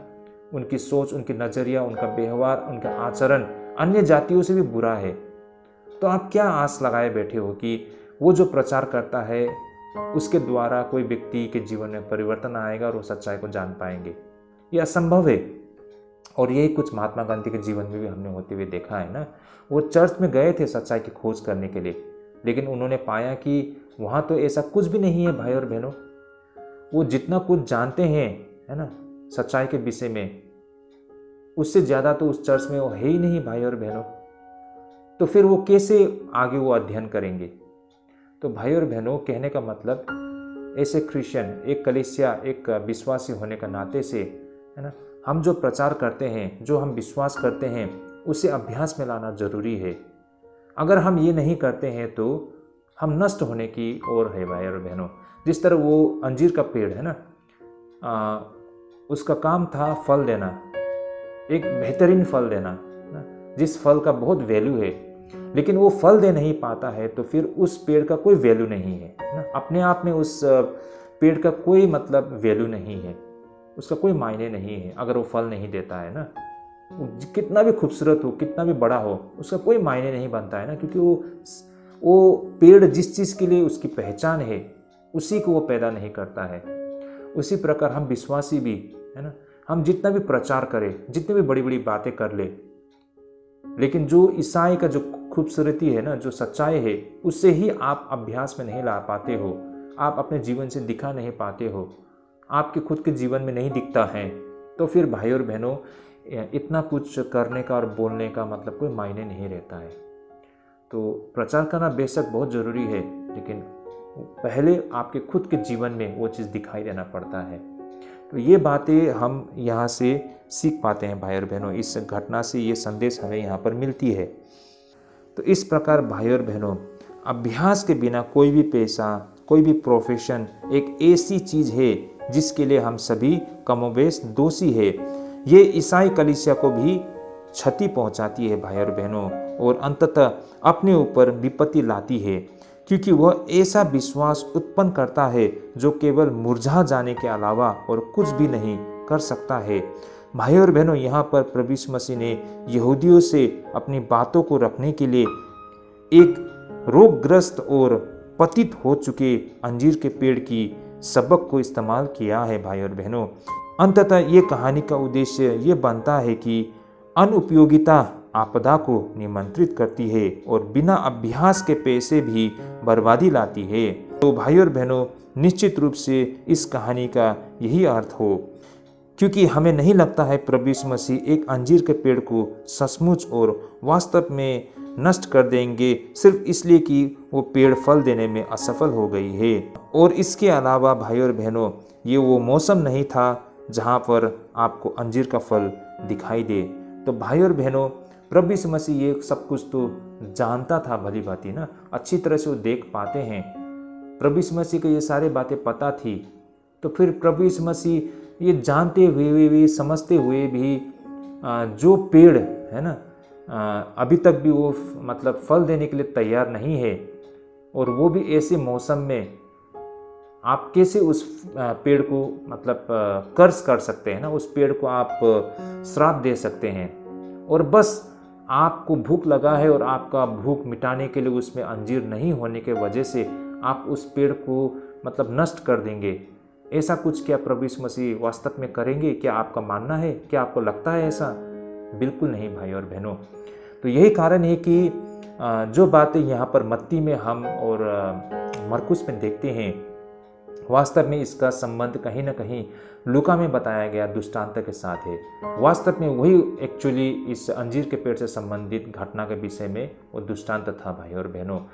तो इस प्रकार भाई और बहनों, जो बातें यहाँ पर मत्ती और मरकुस में बताया गया है, वास्तव में इसकी हकीकत लूका से संबंधित है।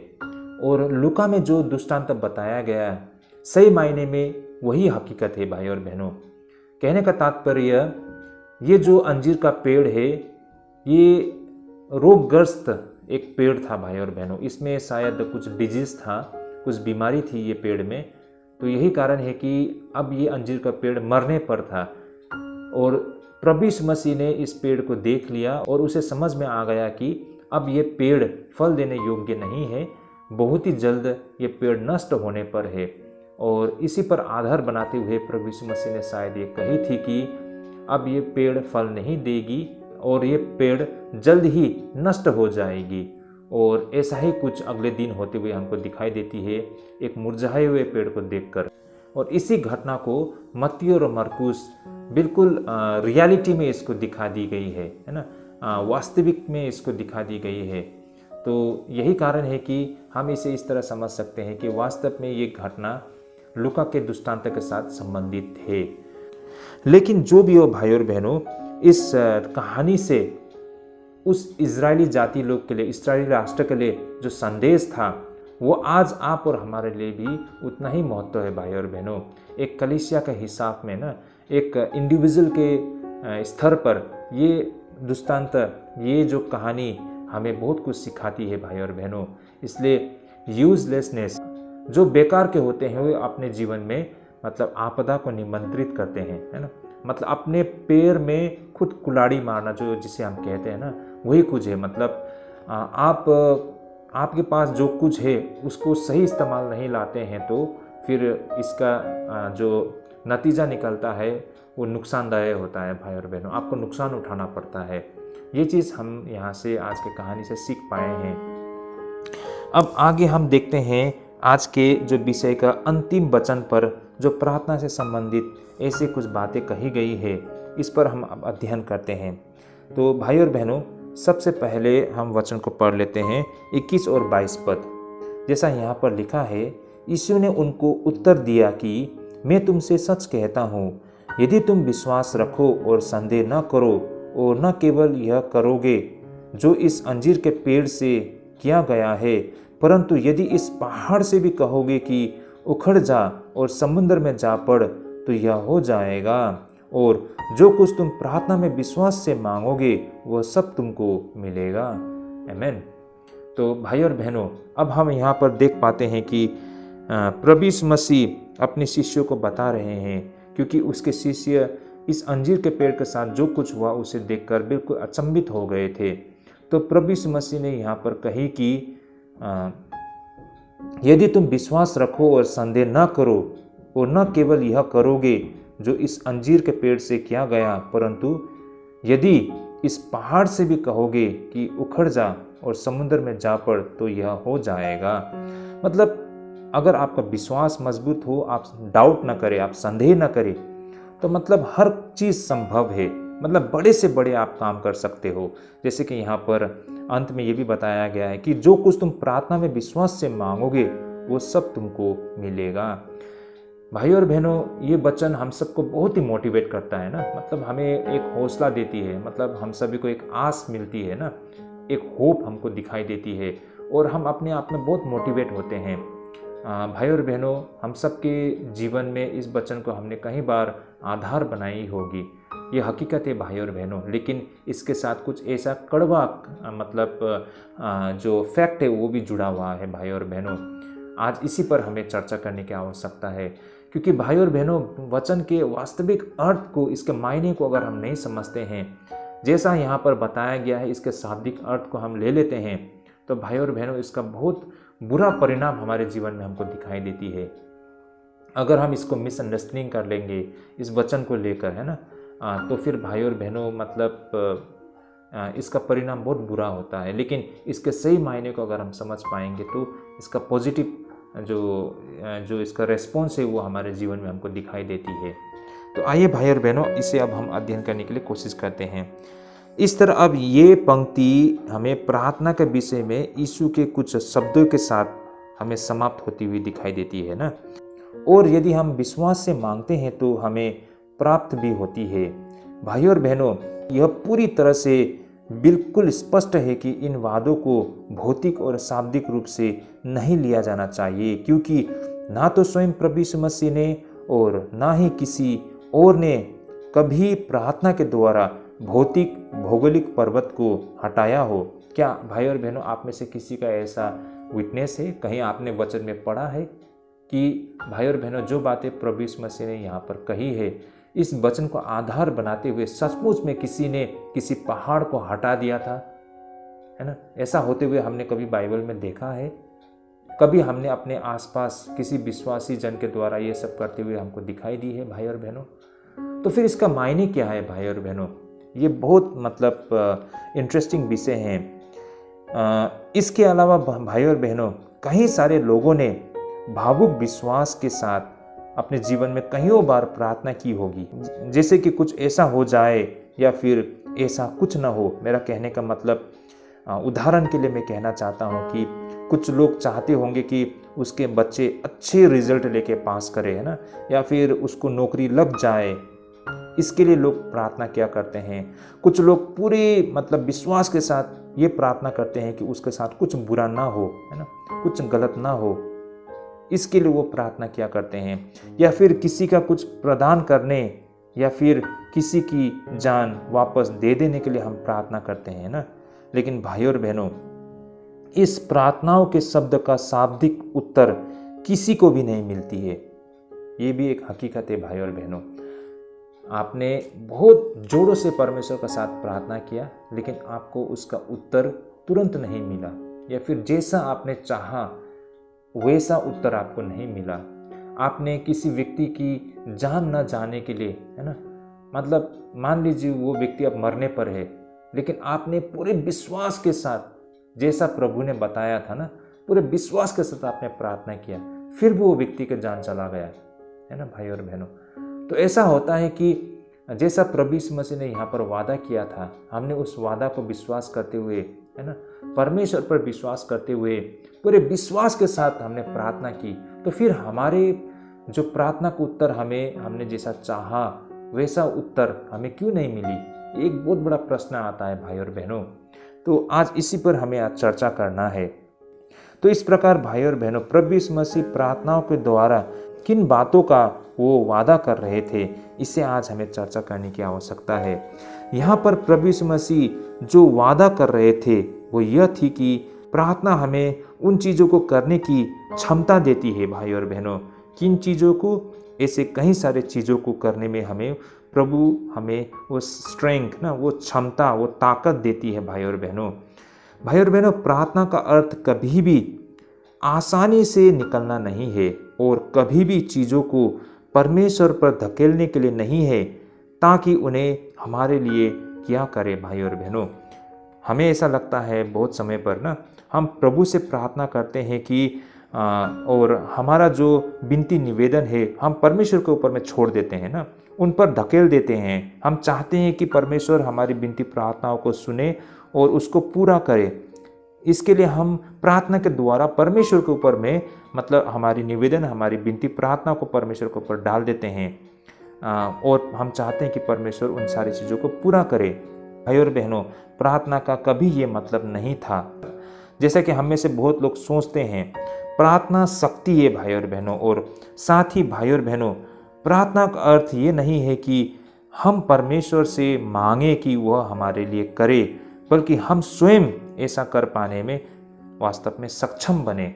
तो भाई और बहनों, प्रार्थना का मतलब है कि परमेश्वर हमारे लिए करे ये नहीं है ना, बल्कि प्रार्थना का मतलब है कि परमेश्वर हमें वो सक्षम बनाए कि वो चीज़ों को हम कर पाए, हम खुद कर पाए। भाई और बहनों, प्रार्थना का ये मतलब है। देखिए, हम किस सोच के साथ परमेश्वर से प्रार्थना करते हैं इस पर आधारित होता है। ये जो बातें यहाँ पर प्रभु यीशु मसीह वादा कर रहे हैं ना कि आपका अगर विश्वास हो तो पहाड़ को भी आप हटा सकते हो, ये बात सही है भाई और बहनों, और आज भी ये बात हकीकत है। लेकिन आप इसे किस तरह समझते हो और किस तरह लेते हो, इस पर निर्भर करता है। हम में से बहुत लोग सोचते हैं कि हमारे ऊपर में बड़े बड़े विपत्ति आते हैं और उस विपत्तियों को परमेश्वर के ऊपर में डाल देते हैं और हम कुछ नहीं करना चाहते हैं। लेकिन वास्तव में ऐसा कुछ भी नहीं होता है भाई और बहनों। वास्तव में आपको ही करना पड़ता है, लेकिन परमेश्वर प्रार्थना के द्वारा आपको वो सामर्थ्य देती है कि आप खुद उस चीज़ों को कर पाए। परमेश्वर खुद नहीं करेंगे, लेकिन परमेश्वर आपको इस्तेमाल करेगा, आपके द्वारा कार्य करेगा। तो प्रार्थना का मतलब ये नहीं है कि आप अपनी तकलीफ़ों, अपने जो संकट है, आपका जो मुसीबत है वो परमेश्वर के ऊपर डालें, बल्कि इसका मतलब ये है कि परमेश्वर हमें वो सामर्थ्य दे कि हम खुद उन चीज़ों को निपट सके ना, और उन चीज़ों को हम कर पाए। साथ ही प्रार्थना का अर्थ आसान रास्तों को चुनना नहीं है भाई और बहनों, बल्कि कठिन रास्तों को अपनाने के लिए शक्ति प्राप्त करने का तरीका है भाई और बहनों। मेरी बातों को आप लोग समझ गए होंगे भाई और बहनों। हम में से बहुत लोग प्रार्थना के द्वारा जो आने वाले हमारे सामने में जो संकट है उससे हम भागना चाहते हैं ना, उससे दूर होना चाहते हैं, अपना रास्ता को बदलना चाहते हैं। हम चाहते हैं परमेश्वर से कि परमेश्वर हमारे लिए रास्ता आसान बना दे, हमारे लिए वो रास्ता को बदल दे। लेकिन ऐसा नहीं होता है भाई और बहनों। वास्तव में हकीकत ये है कि बल्कि वो कठिन रास्ता को अपनाने के लिए परमेश्वर हमें शक्ति देते हैं।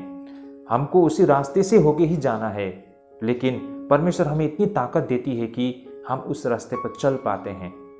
ये है भाई और बहनों हकीकत। प्रार्थना का शक्ति इसे कहते हैं। रास्ता को बदलना या फिर भाग जाना नहीं, बल्कि उसी रास्ते पर चल के हमें आगे बढ़ना है, और इसके लिए परमेश्वर हमें वो ताकत और शक्ति देते हैं भाई और बहनों। प्रार्थना वो साधन है जिसके माध्यम से हम खुद पहाड़ों को हटाने और उन्हें दूर करने के लिए परमेश्वर के सहायता से हमें शक्ति मिलती है भाई और बहनों। प्रार्थना एक माध्यम है, एक जरिया है जिसके द्वारा हम उस ताकत को प्राप्त कर पाते हैं कि हम उस पहाड़ को हटा सके। मतलब पहाड़ जैसा जो मुसीबत, जो संकट, जो विपत्ति हमारे सामने है, उसको हम हटा सके अपने राहों से, है ना। मतलब हमको राहें नहीं बदलना है, बल्कि हमारे राहों में जो चीज़ है, जो मुसीबत है, उसे हम खुद हटाएं। देखिए, परमेश्वर आके नहीं हटाएंगे, लेकिन परमेश्वर हमें वो ताकत देती है कि उन चीज़ों को हम हटा सके, उस मुसीबत को हम हटा सके और अपना रास्ते को क्लियर करके हम आगे बढ़ सके। तो भाई और बहनों, प्रार्थना वो जरिया है जिसके द्वारा हम वो ताकत को पाते हैं। लेकिन प्रार्थना मात्र किन्हीं चीज़ों को प्राप्त करने का साधन बन जाए तो यह बहुत ही खराब होगा भाई और बहनों, क्योंकि यह हमें सुस्त, आलसी और असक्षम बना देती है। ये भी एक हकीकत है भाई और बहनों, क्योंकि अगर हम ऐसा सोचते हैं कि प्रार्थना के द्वारा हम उन हर एक चीज़ों को प्राप्त कर सकते हैं, तो ये आपका गलतफहमी है। परमेश्वर ऐसा कुछ नहीं करेंगे भाई और बहनों। अगर ऐसा होता तो भाई और बहनों जीवन बहुत आसान हो जाती ना। हम तो बहुत ही सुस्त, आलसी इंसान बन जाएंगे। हम कुछ नहीं करेंगे, बस हम परमेश्वर में विश्वास करेंगे, परमेश्वर से प्रार्थना करेंगे, परमेश्वर हमारे प्रार्थना को सुनते हैं और पूरा करते हैं, तो फिर कोई भी टेंशन नहीं है, ऐसा तो है ना।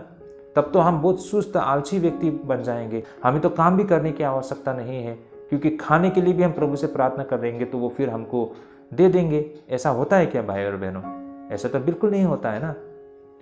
क्या आज तक किसी व्यक्ति ने काम करना छोड़ दिया है क्या? फसल उगाना छोड़ दिया है क्या?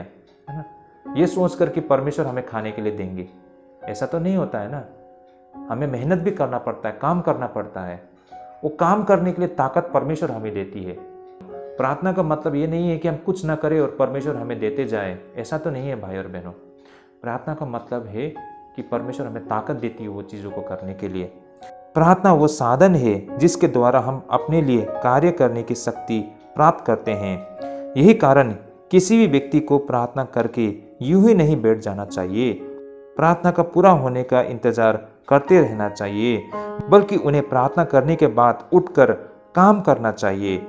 तो इस तरह उसके प्रार्थना का उत्तर कब उसे मिलेगी? जब वो कार्य करना शुरू करता है। तो कहने का मतलब भाई और बहनों, ये बहुत ही खूबसूरत बातें हैं कि हम यूं ही प्रार्थना करके उस प्रार्थना का पूरा होने का इंतज़ार यूं ही करके नहीं बैठ सकते हैं, बल्कि जब हमने प्रार्थना कर लिया उसके बाद तुरंत हमें उठ खड़ा होना चाहिए और काम करना शुरू करना चाहिए। और जैसे ही हम काम करना शुरू करते हैं हमें उत्तर मिलना शुरू होता है। परमेश्वर का जो उत्तर हमें अपने कामों के जरिए हमको दिखाई देते हैं। तो भाई और बहनों, उसके जीवन में एक नया गतिशील प्रवेश करता है और ये वास्तव में परमेश्वर का साथ संभव है भाई और बहनों। तो यही कारण है भाई और बहनों, जब लोग प्रेयर करते हैं तो उसे एक पॉजिटिव एनर्जी मिलता है और वो पूरा जोश के साथ काम कर पाता है ना। तो वही तो परमेश्वर के साथ हमारा प्रार्थना करने का जो सामर्थ्य हम प्रार्थना से प्राप्त कर सकते हैं, वही तो प्रार्थना का उत्तर है भाई और बहनों।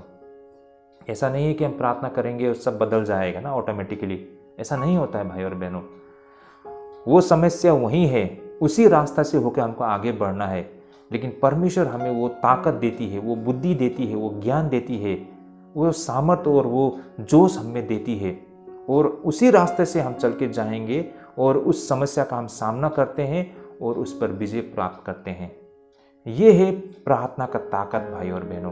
ना कि हम परमेश्वर से इसलिए प्रार्थना करते हैं कि हे प्रभु, हमारा सामने से जो दिक्कतें हैं, जो परेशानी है, आप उसे हटा दीजिए, है ना, हमारे जीवन को आसान बना दीजिए। ये नहीं होता है भाई और बहनों। प्रभु यीशु मसीह ने स्वयं इस दुनिया में, है ना, कितना कष्ट को भोगा था। प्रभु यीशु मसीह ने तो कहा है ना, अपने क्रूस को उठाने का, क्रूस को छोड़ के भागने के लिए नहीं बोला था, क्रूस को उठाने के लिए बोला था भाई और बहनों। क्रूस सामने में है, क्रूस को उठाओ, चल पड़ो भाइयों।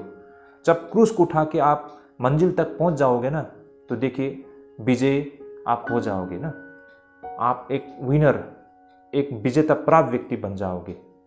हम क्रूस को भारी है बोलकर हम प्रभु से विनती प्रार्थना करते ही रहेंगे कि प्रभु इस क्रूस को हमें नहीं उठाना है, इस क्रूस को उठाने के लिए किसी व्यक्ति को भेज दो या फिर इस क्रूस को हल्का बना दो। इस तरह से हम प्रार्थना नहीं कर सकते हैं, बल्कि इस क्रूस को उठाने के लिए प्रभु से हम ताकत मांग सकते हैं और प्रभु हमें वो ताकत देती है, उस क्रूस को उठाने के लिए हौसला देती है, वो ताकत देती है और हम उस क्रूस को उठा पाते हैं और उस राहों पर चल के हम मंजिल तक पहुंच पाते हैं। प्रार्थना का शक्ति का मतलब ये है भाई और बहनों। तो यहाँ पर जो बातें प्रभु यीशु मसीह ने कही है ना, कि अगर आपका विश्वास मजबूत हो तो आप पहाड़ को भी हटा सकते हो, बिल्कुल ये सच है भाई और बहनों, ये हकीकत है। अगर आप सही तरीके से प्रार्थना के मायने को समझते हो और जब वो सामर्थ्य और शक्ति आप प्राप्त कर लेते हो ना, तो ऐसे बड़े बड़े पहाड़ों को आप हटा सकते हो, यानी कि ऐसे बड़े बड़े मुसीबत को आप हटा सकते हो। मुसीबत कितना भी बड़ा हो, आप उसे सामना कर सकते हो और उसे हटा सकते हो। ये शक्ति, ये ताकत आपको परमेश्वर से मिलती है, आपके विश्वास के आधार पर भाई और बहनों।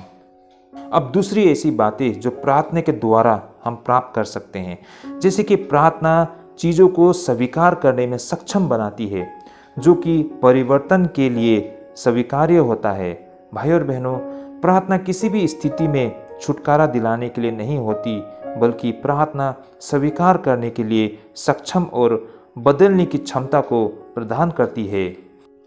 नया नियम में इसके दो उदाहरण हमें यहाँ पर दिखाई देती है। इस उदाहरण के द्वारा इन बातों को हम समझने के लिए कोशिश करते हैं।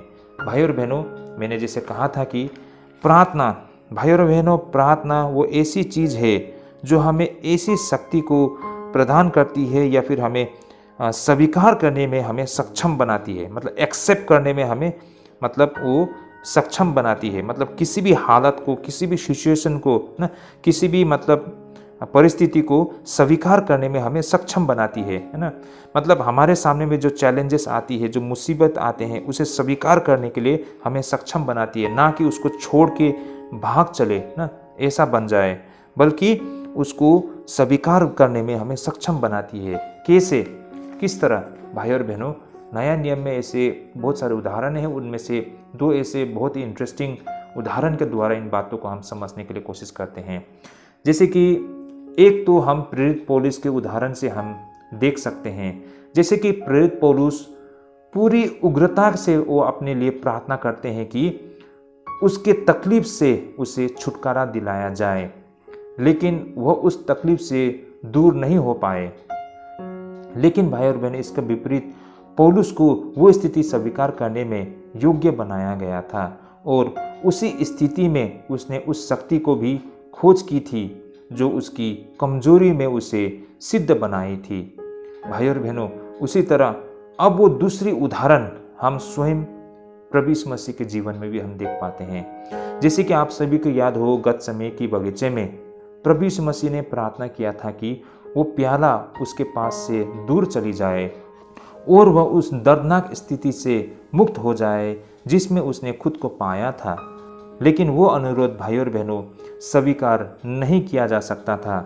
लेकिन उस प्रार्थना में उन्होंने उस हालात को स्वीकार करने के लिए सामर्थ को प्राप्त की थी और इस हालत को स्वीकार करने पर स्थिति बिल्कुल बदल गई थी और क्रूस की पीड़ा सीधे पुनरुत्थान की महिमा की ओर ले गई थी। भाई और बहनों, तो हम सभी ने देखा है प्रभु यीशु मसीह के साथ क्या हुआ था ना। गतसमनी की बगीचे में प्रभु यीशु मसीह जब प्रार्थना कर रहे थे तो उनका ये विनती प्रार्थना था कि उनका आगे जो प्याला है ना, जो उनका आगे वो कष्ट है ना, वो तकलीफ है, उसको उसके जीवन से उस समय से वो हट जाए, वो चाहता था ना। लेकिन ऐसा तो नहीं हुआ। लेकिन इसके बदले में उन्हें क्या मिला? वो सामर्थ, वो ताकत मिली कि उस हालत को, उस सिचुएशन को सामना कर सके और उस हालत को वो एक्सेप्ट कर सके, है ना। मतलब उसका आगे जो कुछ है उसे स्वीकार कर सकने के लिए उन्हें मतलब वो सामर्थ मिली। मतलब उस स्थिति से भागने के लिए नहीं, उसको हटाने के लिए नहीं, बल्कि उसे स्वीकार करने के लिए, जो है जैसा है उसे सामना करने के लिए, उसे स्वीकार करने के लिए उसे वो सामर्थ मिली है। भाई और बहनों, ये प्रार्थना के द्वारा संभव हो पाया था। भाई और बहनों, प्रभु यीशु मसीह को उस स्थिति से वो दूर नहीं हो सकते थे, उनको उस स्थिति को स्वीकार करना ही पड़ता है ना भाई और बहनों। उसी प्रकार हमारे जीवन में भी कईयों दफ़े हमारे जीवन में स्थिति परिस्थिति आते हैं, हम प्रभु से प्रार्थना करते हैं। भाई और बहनों, याद रखिए, उस समस्या को हमारे जीवन से हटने के लिए प्रार्थना मत कीजिए, वो बेकार होगा। इस तरह की प्रार्थना आप करके आप डिसअपॉइंटेड हो जाएंगे, आपको लगेगा कि परमेश्वर की प्रार्थना को नहीं सुन रहे हैं। लेकिन आपने सही मायने में परमेश्वर के साथ प्रार्थना के उस मायने को, उस सिद्धांत को ही आपने नहीं समझा है। लेकिन आप इस सिद्धांत को समझ जाएंगे कि वास्तव में परमेश्वर हमें वो सामर्थ्य देती है उसकी सामना करने के लिए। उस हालत को हमें स्वीकार करना होता है, एक्सेप्ट करना होता है और उसका सामना करने के लिए जब आप परमेश्वर से सामर्थ्य मांगते हैं तो वो सामर्थ्य आपको मिलती है और उस हालत को आप बड़ी आसानी से, है ना, संभाल पाते हैं। यही तो एक चमत्कार है ना, यही तो प्रार्थना का ताकत है भाई और बहनों। तो प्रभु यीशु मसीह के जीवन से भी हम ये सारी चीज़ों को समझ पाते हैं। भाई और बहनों, हमें हमेशा यह याद रखना चाहिए कि प्रार्थना किसी स्थिति से छुटकारा नहीं दिलाती है, बल्कि यह उस स्थिति पर विजय दिलाती है उसका सामना करते हुए। प्रार्थना किसी परिस्थिति में भागने का साधन नहीं है, यह एक ऐसा साधन है जिससे हम हालत को डटकर सामना कर सकने में सक्षम बनाती है। और भाई और बहनों, इस तरह हम आखिर में यह कहना चाहते हैं कि प्रार्थना सहन करने की क्षमता को प्रदान करती है। भाई और बहनों, जिस तरह प्रार्थना हमें चीज़ों को करने की क्षमता देती है, या फिर जिस तरह प्रार्थना हमें स्वीकार करने में क्षमता देती है, उसी प्रकार प्रार्थना हमें सहन करने में भी क्षमता प्रदान करती है। जीवन में कभी कभार ऐसी परिस्थिति आती है कि हमें लगता है कि हम सहन नहीं कर पाएंगे, ऐसा लगता है कि हमारे क्षमता से अधिक मांग की गई है। हमें यहाँ पर यह समझना पड़ेगा कि प्रार्थना ऐसे वक्त में इन सारी आपदाओं को दूर नहीं करती है, यह हमें कार्य को ना करने के लिए कोई छूट प्रदान नहीं करता है, या फिर यह प्रार्थना हमें उस स्थिति से बचने के लिए नहीं देता है, बल्कि यह हमें साध्य हालत का सामना करने या फिर टूटने की कगार पर पहुंचने पर भी संभाल लेती है। भाई और बहनों, जब तक हम प्रार्थना को बच निकलने का साधन मात्र समझते हैं, तब तक निराश के सिवा हमें कुछ प्राप्त नहीं होगी। लेकिन जब हम प्रार्थना को संकट पर विजय प्राप्त करने का साधन समझते हैं, तो दिव्य कार्य होते हुए हमको दिखाई देती है। तो भाई और बहनों, यही था। और इन सिद्धांतों को अगर हम समझ पाएंगे तो भाई और बहनों, यहाँ पर जो प्रभु यीशु मसीह ने वादा किया है ना, अगर आपका विश्वास हो तो इस पहाड़ को भी आप हटा सकते हो। कहने का मतलब, आपको इस सिद्धांत की अगर समझ हो, है ना, जैसे कि हमने यहाँ पर देखा है। सबसे पहली बात, अगर प्रार्थना का मतलब ये है कि आप चीज़ों को खुद कर सके, है ना, मतलब ऐसा नहीं है कि हमारा समस्या परमेश्वर के ऊपर छोड़ दे, परमेश्वर के ऊपर डाल दे, लेकिन हमें खुद उन चीज़ों को करना पड़ता है। परमेश्वर नहीं आएंगे, वो आके हमारे बदले में नहीं करेंगे, लेकिन हमें खुद को करना पड़ता है। तो हमें खुद करने के लिए वो सामर्थ्य, वो क्षमता, वो ताकत परमेश्वर हमें देती है। प्रार्थना हमें एक्सेप्ट करने को सिखाता है। जो सिचुएशन है, जो हालत है, जो जैसा है वैसा ही उसको हम स्वीकार करें और उसका सामना करें। तो परमेश्वर हमें प्रार्थना के द्वारा उसे एक्सेप्ट करने की वो ज्ञान और बुद्धि और क्षमता और ताकत देती है। और प्रार्थना हमें सहन करने की वो ताकत और सामर्थ्य देती है। देखिए, हमारे जीवन में कितनी भी बड़ी समस्या हो, उसे सहन करने के लिए, उसे एक्सेप्ट करने के लिए और उसे खुद करने के लिए वो सामर्थ्य परमेश्वर प्रार्थना के द्वारा देती है। और जब हम परमेश्वर से ये सब चीज़ प्राप्त करते हैं तो कितनी भी बड़ी पहाड़ हो, है ना, उसे हम हटा सकते हैं भाई और बहनों। तो कहने का मतलब, प्रार्थना का जो वादा प्रभु यीशु मसीह के द्वारा किया गया था, यही कुछ था भाई और बहनों। और इन सिद्धांतों को अगर हम समझ पाते हैं तो प्रार्थना के सही मायने को भी हम समझ पाते हैं। अब देखिए भाई और बहनों, इससे पहले हम प्रार्थना किस तरह से किया करते थे, लोग किस तरह से प्रार्थना करते हैं, आप इसे आप समझने के लिए कोशिश कीजिए। भाई और बहनों, आप में विश्वास हो ना, तो आपको किसी के पास जाने की आवश्यकता नहीं है कि मेरे लिए प्रार्थना कर दो बोल के। आज बहुत लोग ऐसे होते हैं जो बड़े बड़े बाबा लोग हैं आजकल ना, मतलब यीशु मसीह के नाम में बड़े बड़े बाबा लोग खड़े हो चुके हैं, भविष्यद्वक्ता लोग खड़े हो चुके हैं। लोग उनके पास जाते हैं, एनवेलप में ना बहुत सारे रुपया पैसा डाल के उसको चढ़ाते हैं और वो चाहते हैं कि उनके लिए वो प्रार्थना कर दे। भाई और बहनों, परमेश्वर इस तरह कार्य नहीं करते हैं। अगर इन सिद्धांतों को आप खुद समझ जाएंगे, ये किसी को नहीं बोला गया, ये आप और हमें कहा गया है कि आप और हमारा अगर विश्वास हो तो ना, हम कितनी भी बड़ी समस्या को दूर हटा सकते हैं। तो फिर जब प्रभु ने आप और हमको ये कहा है, तो हम क्यों तीसरे लोगों के पास जाते हैं कि हमारे लिए प्रार्थना कर दे? नहीं भाई और बहनों, इन सिद्धांतों को समझिए और देखिए आपके जीवन में कैसा परिवर्तन आता है। तो ये कुछ हमने आज के दूसरे विषय से हमने सीखा है। और हमने आज विशेष करके जो हमारे अंजीर के पेड़ के जो दृष्टांत है, उससे हमने जो सीखा है वो ये था कि जो यूजलेसनेस होते हैं, जो बेकार के लोग होते हैं ना, जो लोग जिनके पास जो कुछ है उसके द्वारा वो परमेश्वर की महिमा नहीं करते हैं, तो ऐसे लोग नष्ट होने की कगार में हैं भाई और बहनों। जिस तरह एक अंजीर का पेड़ अगर वो फल नहीं देता है तो वो पेड़ नष्ट होने के योग्य है ना, उसी प्रकार अगर आप और हम भी हमारा जो कर्तव्य है, जो दायित्व है, उसे हम पूरा नहीं करते हैं तो आप और हमारा नष्ट होना स्वाभाविक है। ये बातों को हमने सीखा है भाई और बहनों। और प्रार्थना के विषय में तो बहुत कुछ हमने सीखा है। मैं आशा करता हूँ ये सारे चीज़ हमारे आत्मिक जीवन के लिए काफ़ी लाभदायक होगा। ज़रूर इन बाइबल स्टडीज़ को अपने दोस्तों, अपने रिलेटिव, अपने फ्रेंड्स, हर किसी के साथ शेयर कीजिए ताकि उन तक भी ये सत्य पहुंच पाए।